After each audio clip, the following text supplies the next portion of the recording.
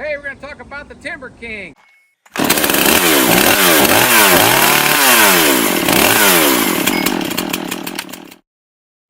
Hey, this is my brother from another mother. His nickname's Zippy, his real name's Eric.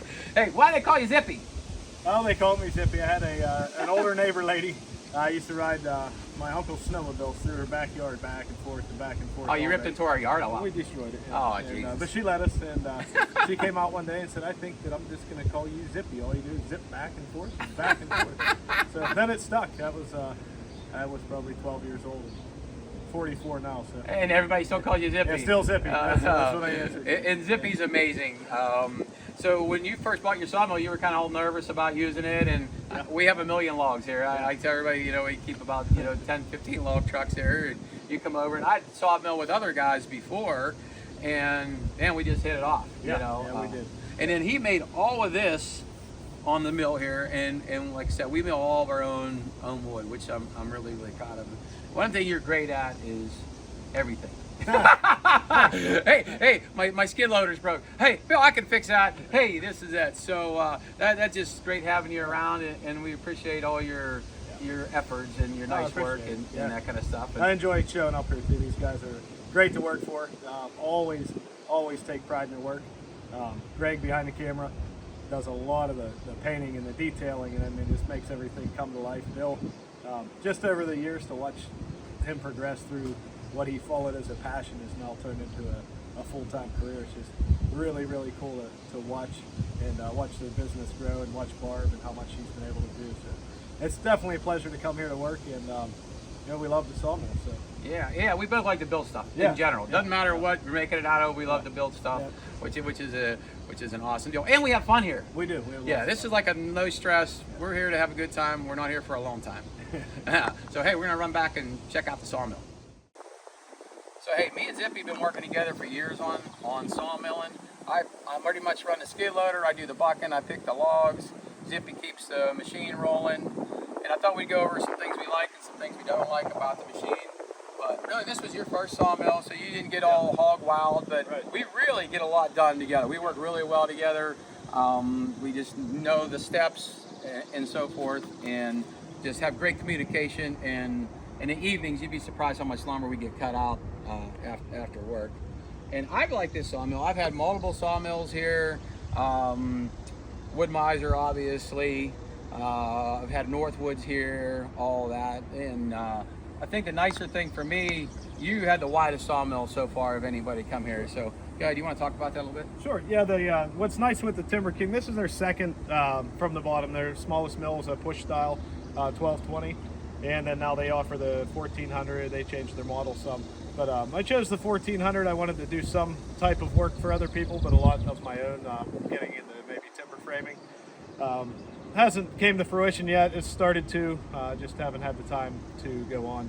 But with this mill, it's hydraulically driven forward and backwards and up and down to raise your blade height. You don't have to crank it or push it. So the mill's been great. The cut throat on this mill is 30.5 inches, and it can handle up to a 34-inch diameter log.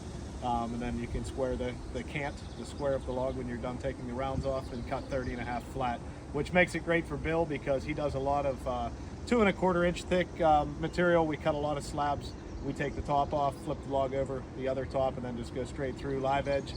Then they can build all their different projects. So the mill, it's been great. It's held up really well. We have about 500 hours on it right now.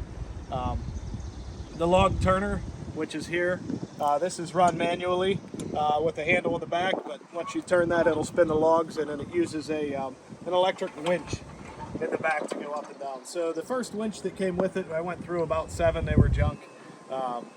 I bought this new winch on here. It's just an inexpensive 3,500 pound winch. But the best thing with it is the remote control instead of having a wire. So we went wireless, and it's been great to load the logs on the mill, which you'll be able to see here soon. And it can help with the turner, so when there's 2 people, or if you're by yourself in the machine loading, you can set the log down on the deck, bring the log turner up, and it'll help extract the fork so you don't beat up the sawmill.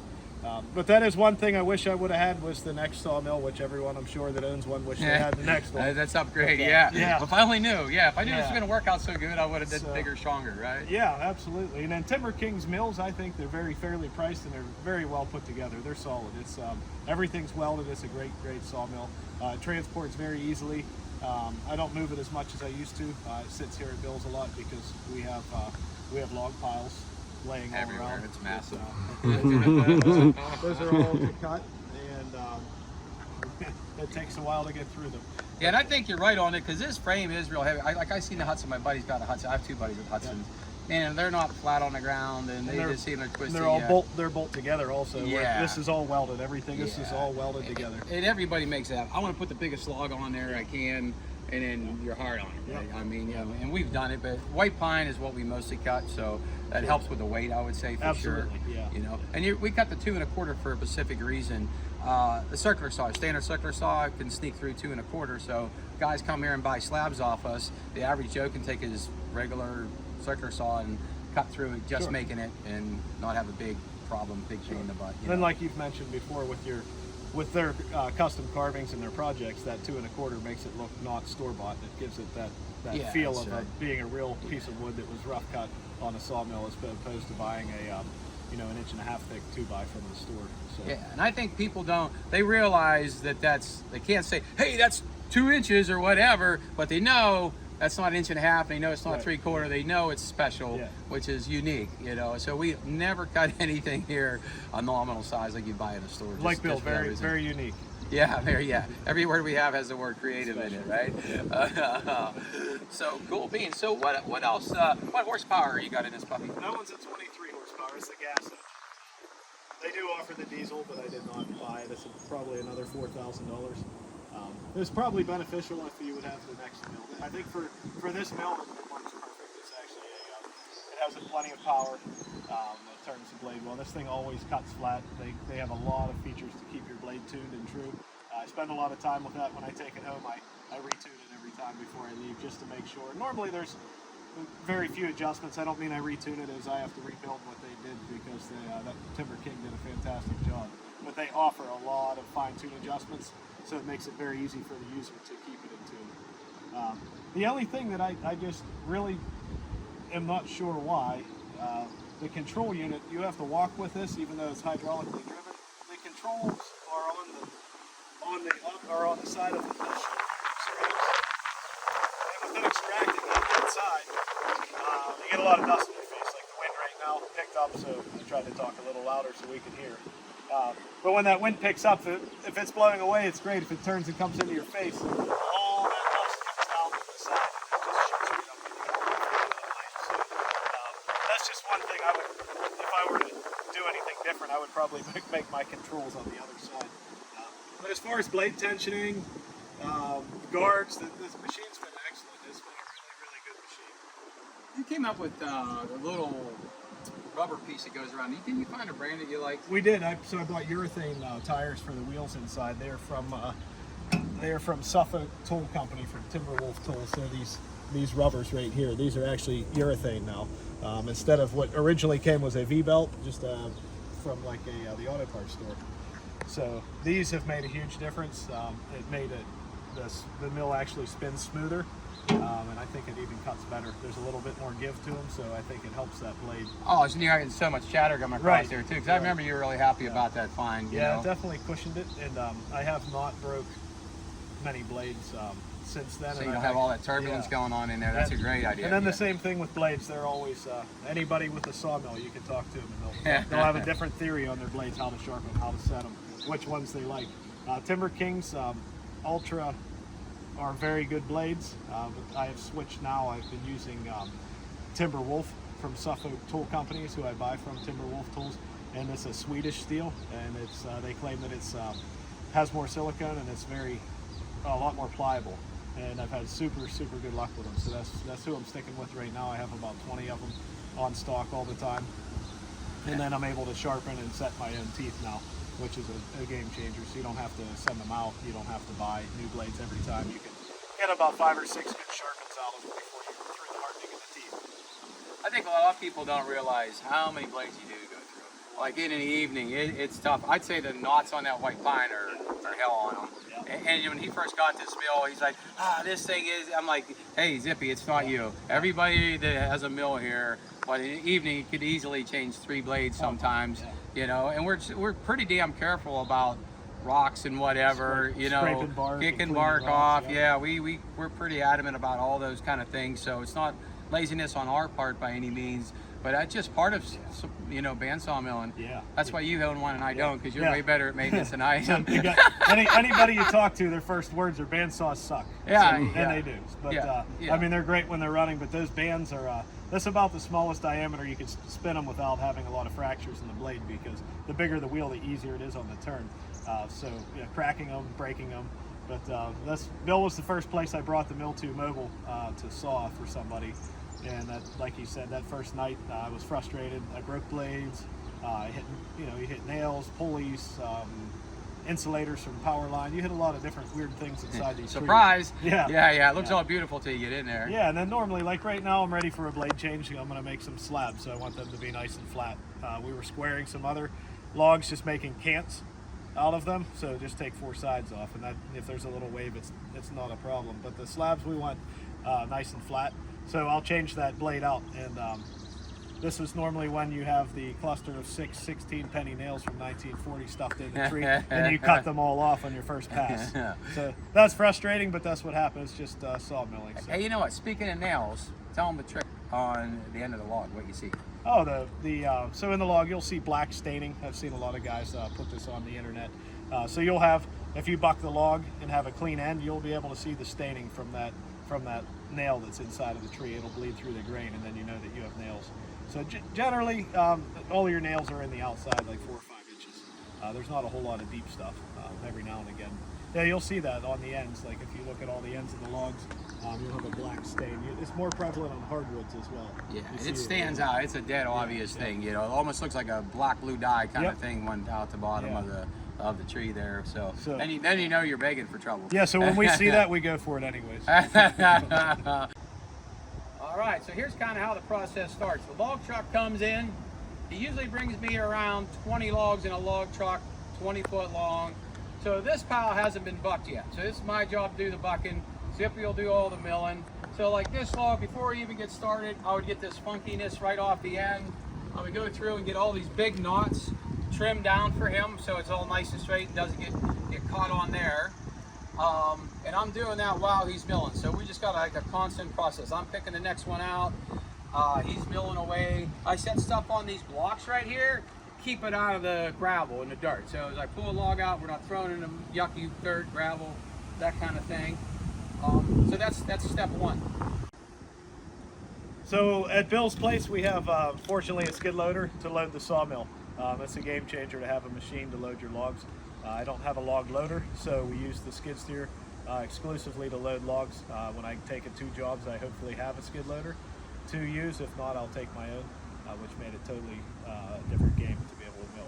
So we're going to show you the process now. We're going to load this log here onto the deck of the sawmill.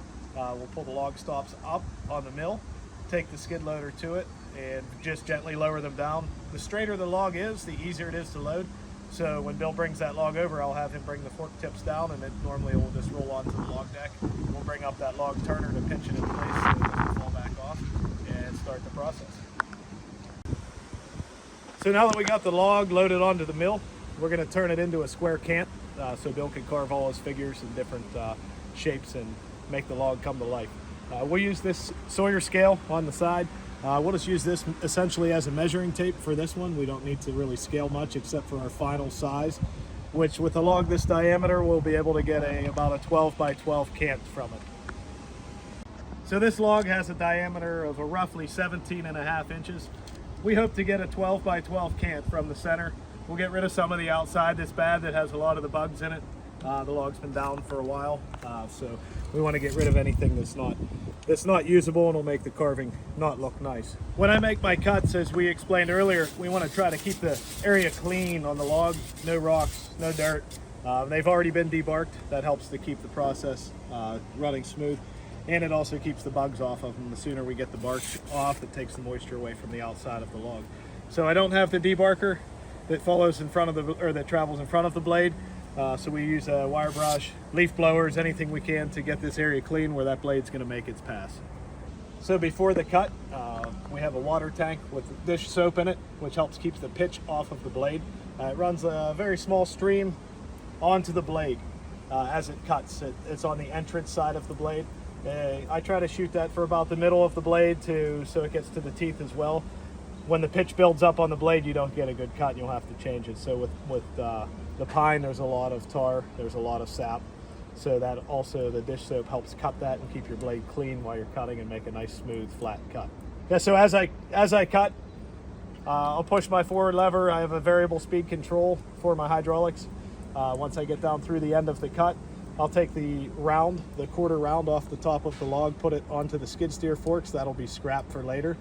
And then I'll roll the log 90 degrees, cut the next side, and then one more time we'll have 4 cuts. Generally when I cut making cants, I'll just make 4 cuts at like that. I'll go the top, turn it 90, cut again, 90, cut again, and 90. When we make slabs or any type of dimensional lumber, I like to cut the top of the log off, flip it completely over 180 degrees, and cut the other side. That helps keep that even more square. But for cutting cants, we just take all 4 edges off, and that's it, 4 passes.